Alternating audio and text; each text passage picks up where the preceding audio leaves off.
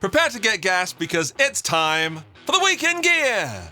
This week, Behringer brings us 2 more budget pedals, Gibson update the Les Paul Studio line already, and Soldano get slow. This week is sponsored by Gear for Music. More about them in a bit. Let's kick off the week's most exciting guitar gear releases with those new offerings from Behringer. After shaking up the pedal world recently with their not-so-subtle Klon ripoff, the Centaur Overdrive, Behringer is back. Because why stop at one ruffled feather when you can ruffle the whole flock? This time, it's the 69 Vibe and the bass Brassmaster Fuzz, stepping up to the budget plate. The 69 Vibe, yep, Behringer actually called it the 69 Vibe because nothing screams budget fun like a name straight out of a schoolboy's joke book. But hey, if you can get past that, well, what you've got here is a nod to the late 60s Uni-Vibe, that swirling, whirling modulation that made Hendrix and Trower sound like they've tapped directly into another dimension. Behringer, in classic form, hasn't reinvented the wheel. Instead, they've knocked together another copy, slapped on some cheap parts, and dropped the price to around 59 notes. It gives you chorus and vibrato modes, controls for volume, intensity, and speed, and, well, that's it. Not much else, really. Fancy? No. Affordable? Absolutely. Pre-orders are open, and they say it will ship in a few months. Time to summon the spirit of Woodstock on a budget. Now, let's stay within Behringer. It's still the first one, kind of. Bonus one, maybe? It's up to Victor whether he puts another, text on this. But let's jump to the 70s with the bass Brassmaster Fuzz. Behringer's spin on the Maestro Brassmaster, because who wouldn't want a synthy, horn-like fuzz pedal for the price of a decent pub meal, I think? And yes, I said horn-like. So stop sniggering in the back. Behringer claims that this fuzz sounds just as good on bass as it does on guitar, making it versatile enough to add, well, chaos to any rig. At around 69 notes, it's well within the why not cha-ching, cha-ching, cha-ching territory. The demo video sounds pretty good, to pretty great actually. Yeah, I love it, I dig it. It's got squelchy, it's got buzzy, it's got all the stuff that makes me go all squiggly inside, and all the stuff that you'd expect from a pedal like this. And let's be honest, more fuzz is always better. Unless you have no fuzz, in which case you failed as a musician. How do these 2 Behringer pedals stack up against, say, boutique pedals or even the originals? Honestly, that's anyone's guess until they're, well, in my hands. But here's the thing. Behringer's pricing is so low, it almost feels like a dare. And sure, they are high on the cheeky-ometer. Seriously, some of these clones are shameless. But maybe a little disruption is exactly what the pedal market needs, because it frankly does sometimes feel a bit stale. And no, it's not because boutique pedal builders are ripping us off. Who would even suggest such a thing and then post it on YouTube? So, are these cheap thrills worth your time, or just another Behringer bargain bin experiment? Stick around, I'll let you know once I've given them the proper spin. Alright, let's talk about the Mesa Boogie Mark IIC Plus reissue, the amp that makes tone nerds are weak at the knees and wallets scream for mercy. If you've spent years chasing that early Metallica scooped mid sound, or just want to own a piece of rock history, this might be your holy grail, and probably your financial ruin. So, what's new? Honestly, not much, and that's the point. Mesa's gone full nostalgia mode here, keeping the soul of the original intact. It's got the dual mode preamp with clean and lead channels. It's powered by 5 12AX7 preamp tubes and 4 6L6 power tubes. You can switch between a 75 watt simul class 75 watt simul class setting, or simul class. Let me know how to say that. There's a 75 watt mode that's got lots of headroom, or a 25 watt class A mode for smoother, lower volume tones. That oh-so-famous 5-band graphic EQ is also here to scoop those mids into oblivion or shape them however you please. And there's a tube-driven spring reverb for that little bit of vintage flavor. Do you need to integrate it into a modern rig? No problem! There's a buffered effects loop and a slave output because, of course, you're going to want this running, well, you're going to want 3 of them running wet, dry, wet. Go big or go home, right? The catch? Let's not sugarcoat this. It is not cheap.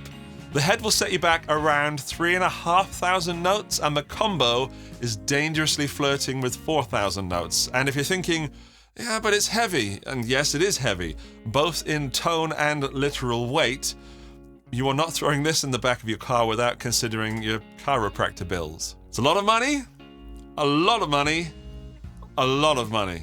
Is it worth it? Well, for some, this amp is going to be the ultimate endgame, the dream amp of their lives. For others, it's a reminder that great tone often comes with a hefty price tag. However, if you're looking for the amp that gave the world scooped mids and molten, face-melting high-gain tones, this is it. Just be prepared to sell a kidney or 2. Just not necessarily your own. What do you think? Are you all in on the reissue, or does the price have you reaching for your trusty digital modeler instead? Let me know. Just don't at me if your wallet cries itself to sleep. Next on the list this week is the Gibson Les Paul Studio Session. Because apparently the regular Studio they released a few weeks ago just wasn't versatile enough for the discerning session guitarists who also moonlight as tone connoisseurs. So, what's new here? Well, it's got the 57 Classic and 57 Classic Plus humbuckers that scream, "I'm vintage!" But not too vintage. They also happen to be my favourite Gibson pickups that aren't custom buckers, so my second favourite to make it simple. Anyway, if you add in some push-pull pots for coil tapping, phase switching, and a pure bypass mode, which routes your pickups directly to the output jack, because who doesn't want to bypass all those controls on a €2,000 guitar? Yeah, it's over $2,000 in fact. 2,200? Yes.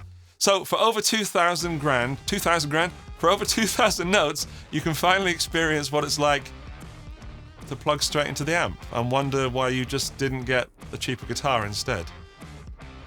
Gibson's thrown in some modern weight relief because, heaven forbid, you should strain your shoulders with a Les Paul, because those things can be heavy. The slim taper neck profile with a contoured heel is a lovely touch though. I really like that. The heel, that is. The slim taper neck. Out of all these choices Gibson have made, they could have done a vintage star neck because they're going for vintage, but not. I just don't know what they're trying to do here. In the demo release video, they're picturing all these young people having a wonderful time backstage ready to go on stage and eating a banana, which was weird. In reality, those people are going to be playing Epiphones because those people, to generalize, probably aren't going to be able to afford 2,200. I could be wrong, I could be wildly out of touch. Let me know in the comments. Anyway, the finishes: Bourbon Burst, Honey Burst, Cobalt Burst, and Translucent Ebony Burst. Essentially, Gibson's way of saying, here's your burst, but we're going to make it edgy. Is this the versatile modern Les Paul we've been waiting for, or just a Studio with a few extra features to sweeten the deal? That's for you to decide, of course, because it is undeniably packed with useful upgrades and tonal options. But it's really expensive for a Studio. For me, Studio means cut back and entry-level Gibson. This just doesn't seem to be the case anymore, and frankly, they're only just a bit more expensive than high-end Epiphones. My advice? Try them, of course. If you love them and it does everything you need, and you have the money, zero problemos. But a used Studio or a used Les Paul Standard would be cheaper than this. And did I mention it doesn't come with a hard case? So when you're going backstage with your guitar that might easily suffer a headstock break, you have to also buy yourself a hard case because it just comes with a bag. Right, before we get to our next lovely piece of gear, it is now time to talk about our sponsor, Gear for Music. Gear 4 Music is an online retailer that stock all your favourite brands plus their own house brands, such as Gear 4 Music, G4M, and Heartwood. They've got some very recognisable shapes that are firmly in budget territory. However, they've also got some very cool shapes of their own, and one I found this week should have been a pick of the week, but I'll show you now. At gear4music.com, go to electric guitars and Heartwood. Then you can find something called the Daytona 1 and the Daytona 2. The Daytona 1 is available in Savannah Shade Blue, which I think is absolutely gorgeous, and it's available in Mesa Sunset Red. Now this model is quite Firebird-esque, with a little bit of sort of Mariposa thrown in and a Fenderish sort of headstock. The Daytona 2 is a 2 pickup version of this, and it's available in Solana Bay Gold, Tobacco Burst, and New England Green. And I've kind of fallen in love with all of them. 328 notes. I'm going to have to review it at some point, but you should go to gear4music.com and have a look for yourself. Also check out the other custom models they do at a, frankly, pretty affordable price. I've got the price here in dollars, but if you go up to this little flag, you can select your country, and they've got shipping locations in Europe and the UK. That would be £299 with pretty fast shipping. If you're in Austria, like me, that comes from Germany, and it's €362. And if anyone's in Denmark, that's 2,811 kroner. I know at least one of you's in Denmark. Ah, lovely. If you enjoy this weekly show, why not print it out, frame by frame, and then post them on electricity poles down the main road where you live? And that means that more people can enjoy it, and that's a terrible idea. It's road safety and also a waste of paper. What you should probably do is share the link with a gearhead friend, and maybe they can enjoy the show too. Next one, we've got the Soldano SLO Slow Plus. And when I say we've got it, we literally have it right here, because I reviewed it this week and I absolutely fell in love.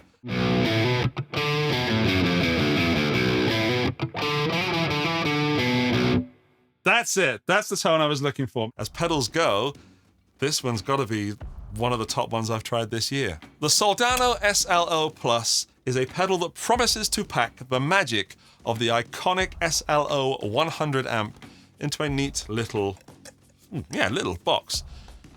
Does it do it? Absolutely. Does it deliver? Well, you can go and check out the actual video I made by clicking that card there and have a closer look. In fact, when I reviewed it this week, I loved it so much I accidentally released the video a day early.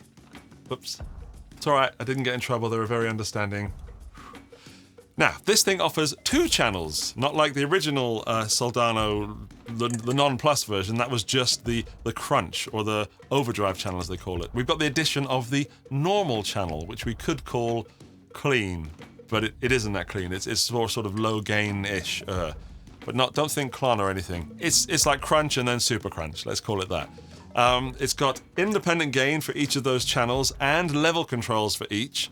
So you can go from this kind of subtle grit to full-blown Soldano scream without touching your amp. There's also a 3-band EQ just there, a presence control, and on the side there's a deep switch, adding more bass. This is all aiming to replicate the amp's rich tonal shaping. And add in that cascading gain design, and Soldano says it'll give you the same harmonically saturated tone that made the SLO 100 a legend. I have no idea if it does that, because I've never played an SLO 100. I have played this, and it sounds brilliant. So if you're looking for another flavour of drive, or if you like the SLO 100 but can't spend, I think it's about 3 or 4 grand on an amp, get one of these instead.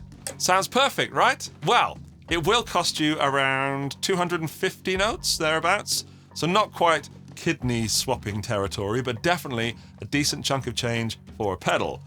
But at least it's smaller and lighter than lugging around the full amp. And this one has instantly gone into my top drive sounds this year. Well done, Soldano.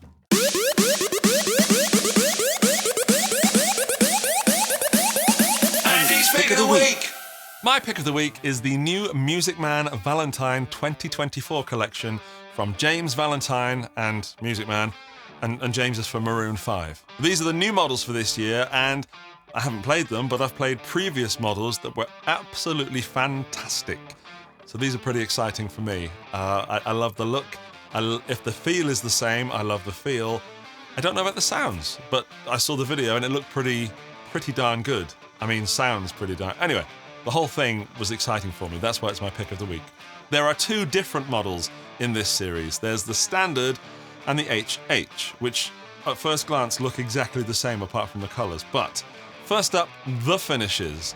Ivory white and trans buttermilk for the Standard, and cherry and gloss black for the HH. Now, the pickups, this is where it gets different.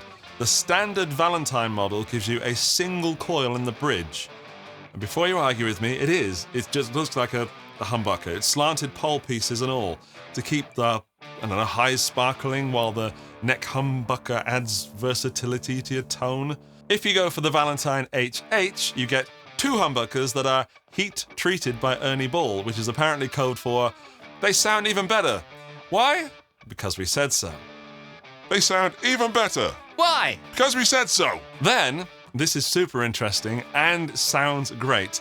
There's a boost on board the guitar, a push-push circuit offering up 20 dB of extra volume for those "It's my perfect moment" stage diving solo listen to me bit, and then driving the amp into overdrive and just making it a bit louder as well. Combine that with a roasted maple neck, stainless steel frets, and a flat ash body, and I think you've got a guitar that's about balancing, here we go, let's write a marketing piece, balancing modern playability with vintage vibes. But here's the catch, you knew there'd be one, it is over 3,000 notes. And yes, for that kind of cash, you'd better be planning to write some chart-topping hits, or at least finally venture out of that pentatonic scale. I know. I totally dig that cherry red so much. It just draws my eye to it and makes me want to pick up that guitar and play Harder to Breathe. That is a great riff. I love it. It's a cracking looking guitar, and as I said, I've played the previous models. Ernie Ball at this price point generally make fantastic guitars, and designing this series, James Valentine says that he wanted a mix between a Gibson 335 and a Fender Telecaster, and I think that cherry red nails it, in my opinion, and also the black one as well, the ebony, I think they call it, whatever I said it was, the black one. It's got serious Gibson Les Paul classic vibes, actually. So, is this collection just a signature model of a pop star, or is it just a shiny new outfit, or is it genuinely bringing something fresh to the table? I'll leave that one to you. Let me know in the comments. Bonus points if you can convince me to part with a piece of my body or some cash to get the guitar. Do your worst. All right, thank you to the wonderful people that support this show on Patreon. Their names are up on the screen. Hello, everybody. Thank you, Patreon patrons. And these people support the show right here on YouTube. Hello to you as well. Thank you so much for clicking that join button, which is available on this screen now if anybody else wants to do that. I thank you. And if you want your name up in lights like those people, then click that join button here on the YouTube, like I just said, or you can go to Patreon. There's a link in the video description. And here's a special thanks to the top tier members. I sucked at this last week. Alinta Boston, April Hughes, Boom Shakalaka, Buzzle, Dirk, Doug Paget, Huge G Rection, Hendrix and Trower, Johnny McBadminton, Michael Luke Lerner.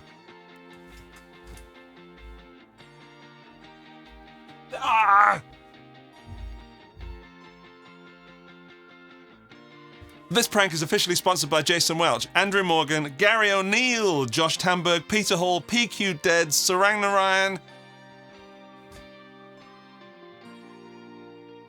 Robin Kelly, and Southern Panda 33.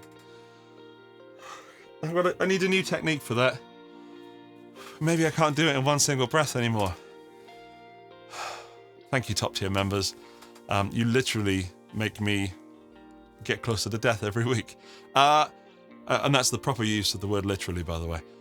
Geek of the week, comment of the week. Right, I didn't know which one to choose. There were some wonderful ones. However, this one caught my eye the most. Okay, here it is. I found it. It's on the Fender Ultra 2 Strat review. It's from @TubingForever. And @TubingForever says, "You have the biggest hands I've ever seen. Holy shit." They are pretty big. I think you should go out and maybe to a city. There must be people with bigger hands than me, but they are shovelly. A big thanks to our sponsor, Gear for Music. Show them some love by visiting them in the link in the comments and seeing what they've got to offer. But do remember, you don't need any of this new gear to make great music, but it can't hurt. I will see you in the next one. Bye-bye!